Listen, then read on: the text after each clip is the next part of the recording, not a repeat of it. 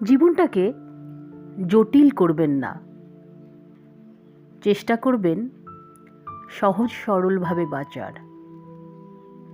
ছোট ছোট জিনিসে মুগ্ধ হন, নিজের চাহিদাকে কমিয়ে ফেলুন।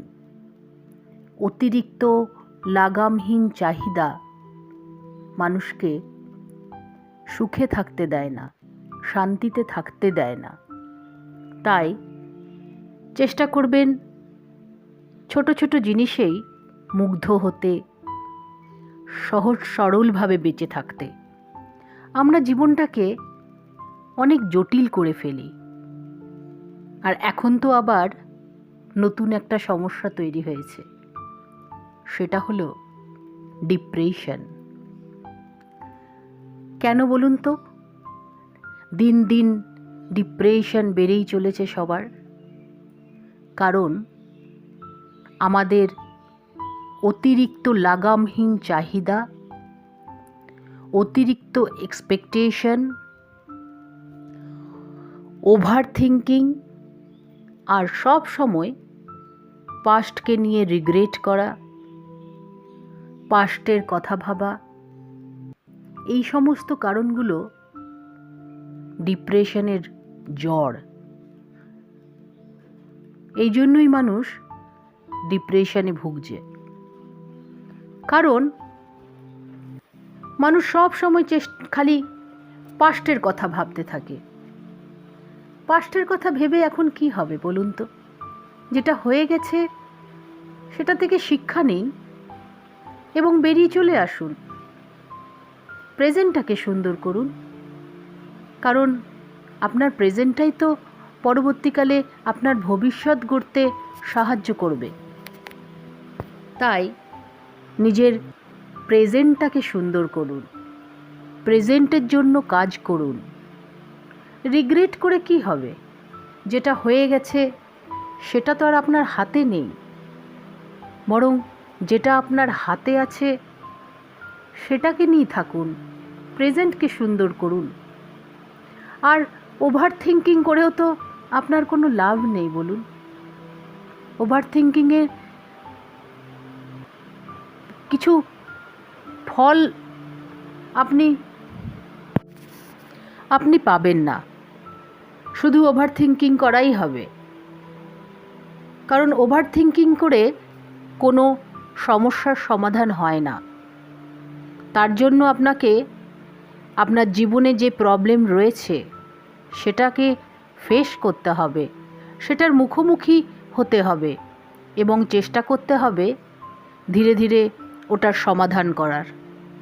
যেটা আপনি সমাধান করতে পারবেন সেটা করবেন, আর যেটা আপনার হাতে নেই সেটাকে সময়ের উপর ছেড়ে দিন। যেটাকে আপনি কন্ট্রোল করতে পারবেন না সেটাকে সময়ের উপর ছেড়ে দিন। দেখবেন সময় আস্তে আস্তে সমস্যার সমাধান করে দেবে। তার জন্য ওভার থিঙ্কিং করে তো কোনো লাভ নেই বলুন। আর সব সময় পাস্টের কথা ভেবেও কোনো সমস্যার সমাধান হবে না। বিশ্বাস মানুষকে করুন, কিন্তু অন্ধবিশ্বাস করবেন না। বিশ্বাস ছাড়া কি মানুষ বাঁচে বলুন তো? তাই বিশ্বাস করুন, কিন্তু চোখ বন্ধ করে অন্ধের মতো বিশ্বাস করবেন না। তাহলেই আপনি জীবনে কিন্তু ঠকবেন। আর সবসময় কোনো সিদ্ধান্ত নিতে গেলে 5 বার ভেবে তারপরে সিদ্ধান্ত নেবেন। কারণ পরে তো আফসোস করে আর কোনো লাভ হবে না বলুন না। তাই আমাদের সবার উচিত কোনো কিছু সিদ্ধান্ত নেবার আগে, গুরুত্বপূর্ণ সিদ্ধান্ত নেবার আগে 5 বার ভেবে চিনতে তারপরে সিদ্ধান্ত নেওয়া। কারণ সিদ্ধান্ত নেওয়ার পর আর আফসোস করেও কিছু করা যাবে না।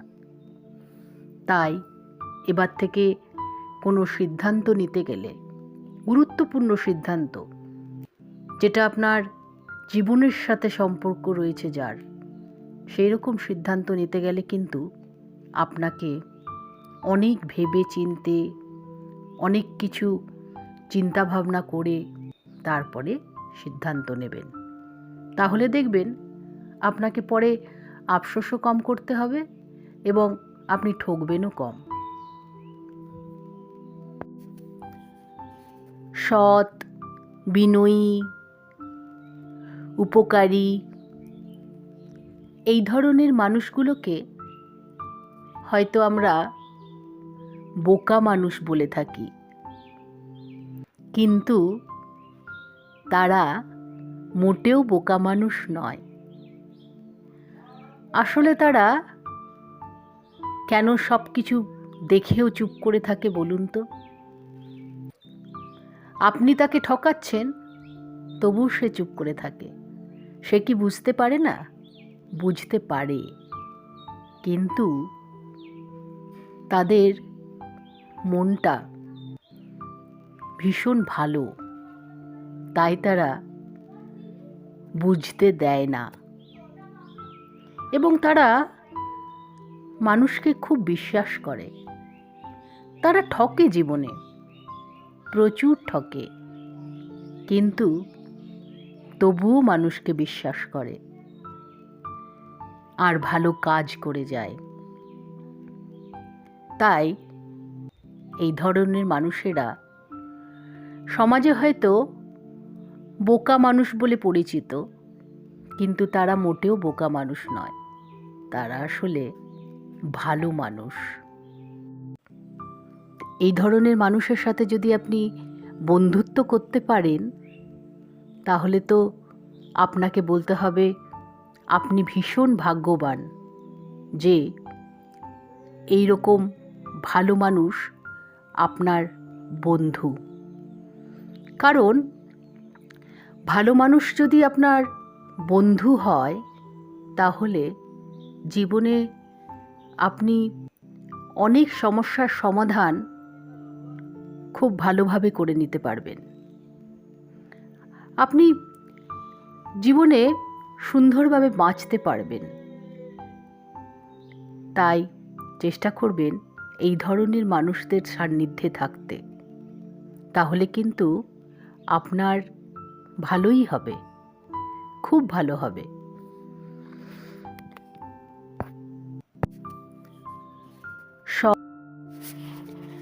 কিছু ধরনের মানুষ আছে যাদের থেকে যতটা সম্ভব দূরে থাকার চেষ্টা করবেন, কারণ তারা যদি আপনার সান্নিধ্যে থাকে তাহলে কিন্তু আপনাকে অনেক সমস্যার সম্মুখীন হতে হবে, অথবা আপনার অনেক ক্ষতিও হয়ে যেতে পারে। যেমন যে সমস্ত মানুষেরা খুব মিথ্যে কথা বলে, তাদেরকে আপনি বিশ্বাস করলেই কিন্তু ঠকবেন। তাই ওই ধরনের মানুষের কাছ থেকে আপনাকে দূরত্ব বজায় রাখতে হবে। আরেক ধরনের মানুষ হলো স্বার্থপর মানুষ। তারা নিজের প্রয়োজনে আপনার সাথে যোগাযোগ রাখবে, কিন্তু যেই প্রয়োজন শেষ হয়ে যাবে, প্রয়োজন ফুরিয়ে যাবে, তখন কিন্তু আপনার আর কোনো খবর নেবে না। আপনি আপনার বিপদে তাদেরকে কিন্তু আর পাশে পাবেন না। তাই ওই রকম স্বার্থপর মানুষদের কাছ থেকেও চেষ্টা করবেন একটু দূরে থাকার। আরেক ধরনের মানুষ আছে যারা যখনই সুযোগ পাবে আপনাকে কিন্তু ইউজ করার চেষ্টা করবে, যখন যেভাবে পারবে আপনাকে ইউজ করার চেষ্টা করবে। তাই ওই ধরনের মানুষের কাছ থেকেও চেষ্টা করবেন দূরে থাকার। আর আরেক ধরনের মানুষ আছে যারা ভীষণ অহংকারী। ওই সমস্ত মানুষেরা কিন্তু সব সময় চেষ্টা করবে আপনাকে নিচু দেখাবার এবং বারবার প্রমাণ করার যে উনি আপনার থেকে অনেক এগিয়ে আছেন।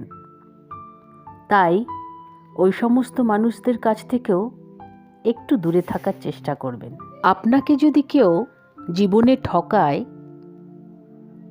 তাকে তার কর্মার উপর ছেড়ে দিন। কর্মের ফল কিন্তু ভীষণ ভয়ানক জিনিস, বুমেরাং হয়ে ফিরে আসে জীবনে। তাই সে যদি আপনাকে ঠকায়, সে কিন্তু অন্য কোথাও ঠিক ঠকবে। তার জন্য আপনাকে প্রতিশোধ নিতে হবে না, ও তার কর্মের ফল নিজেই পাবে। তাই চেষ্টা করবেন সবসময় ভালো কর্ম করে যাওয়ার। আপনি যদি ভালো কর্ম করেন, আপনি কিন্তু তার ফল নিশ্চয়ই পাবেন। যে খারাপ কর্ম করবে সে যেমনি তার ফল পাবে, যে ভালো কর্ম করবে সেও কিন্তু তার ফল নিশ্চয়ই এই জন্মেই পাবে। তাই নিজের কর্মফলের উপর বিশ্বাস রাখবেন, চেষ্টা করবেন সব সময় ভালো কর্ম করে যাবার।